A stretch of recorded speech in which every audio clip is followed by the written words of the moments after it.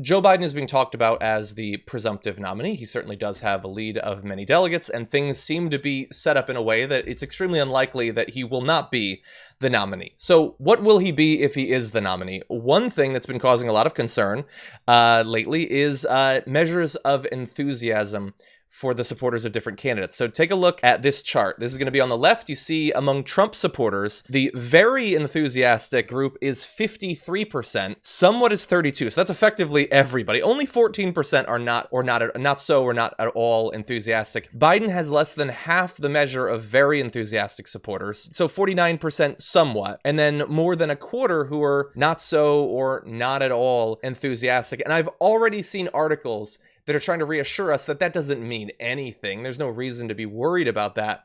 I wonder if those people have any memory of what happened in 2016. Because when I see those numbers, I get a little bit worried, Ben. Yeah.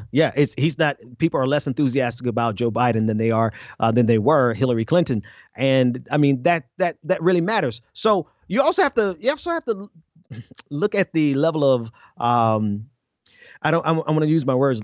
I don't want to say anything wrong here, but Donald Trump has very committed voters who would go to the polls to their death on behalf of their leader, right? That's enthusiasm. So you look at Joe Biden in the midst of a pandemic. People on a good day aren't excited about Joe Biden. What do you think they're going to be in the middle of the pandemic? You think any significant numbers of people are going to risk their lives to go to the polls? So Donald Trump knows this. So it's kind of a double thing, right? Donald Trump knows this. This is why he's not going to encourage voting by mail, but then also the lack of enthusiasm for Joe Biden on a sunny day. Now we're talking about the middle of a global pandemic. Joe Biden is going to lose, and I don't want him to lose. We need to get rid of Donald Trump. We have to preface it with that. Donald Trump is a unique threat to us, but no one is motivated about Joe Biden. And when you say that, like, honestly, I would include Joe Biden in that group. I'm in the middle of writing an op-ed right now with the title, Does Joe Biden Even Want to Be President? Which seems, I guess, like a crazy question because he's been running for more than a year. He's run multiple times through the course of his life. But when I watch him in his short, sporadic, sort of begrudging media appearances recently, he does not give off to me the aura of a guy who desperately wants to be in a position where he can fix the problems that America faces and that he will do anything to get there. Like, we're facing this pandemic, and he's effectively said, to directly attack Trump over it, that's playing politics. I want to come together. I don't want to attack the president over it. Like, this is what people are going to be deciding based on, in large part, I think. Yeah. And so I wonder, does he have the enthusiasm, the fight in him to actually get it done, to win in any way other than maybe squeaking by, sort of sliding past the 50% mark? I think that's a great question, because now you put it into context, and I'm wondering, does he have any fight in him? What does he fight against? Because he's always fought to have bipartisanship with Republicans who never lifted a finger to have bipartisanship back with him and Democrats, right? But the biggest thing that you've ever seen Joe Biden's advocate for was reaching across the aisles, which ultimately meant that we were moving towards the right all of the years that he's been in the Senate, which is pretty factual. So I don't think, not only does he not have the energy, right? I don't know if you have that graphic, or the audience have seen his new graphic of him looking like he's running. They try their best to make him look like he's full of life and vigor. So it's not really just a comment and a statement in terms of him having a lack of energy because of his age and his failing health, but it's also the fact that even at his best, he never really fought for the things that we wanted for. He always fought on behalf of working with Republicans, no matter what that meant. So I had not seen the graphic that you're talking about. I'm assuming this is it. That's it. Like, he looks so young and vigorous. Like he's going out to just take a little brisk run. It's a good picture.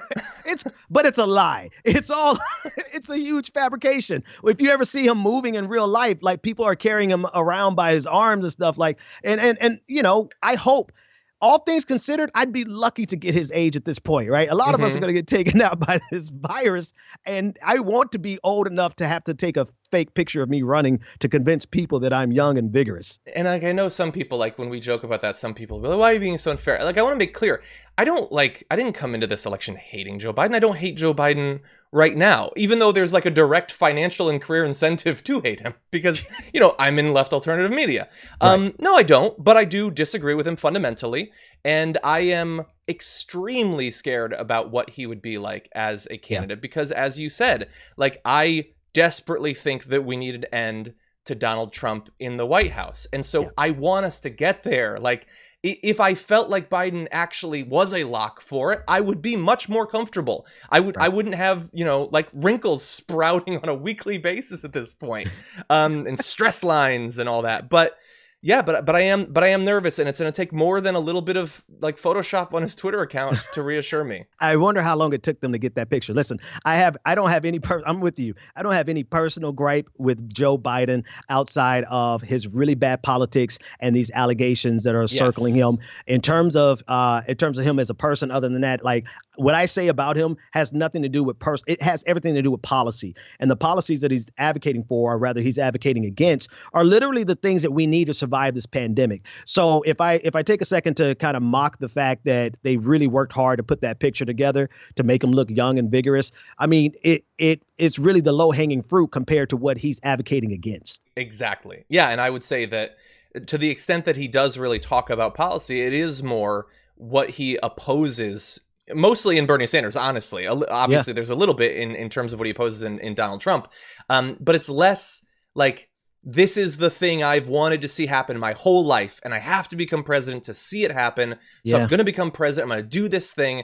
There are candidates that fit that. Bernie Sanders is a great example. I don't see that out of Joe Biden. No, I don't think Joe Biden, and honestly, I'm with you with your original premise. I don't think he actually cares about running or winning as much as securing it away from Bernie Sanders.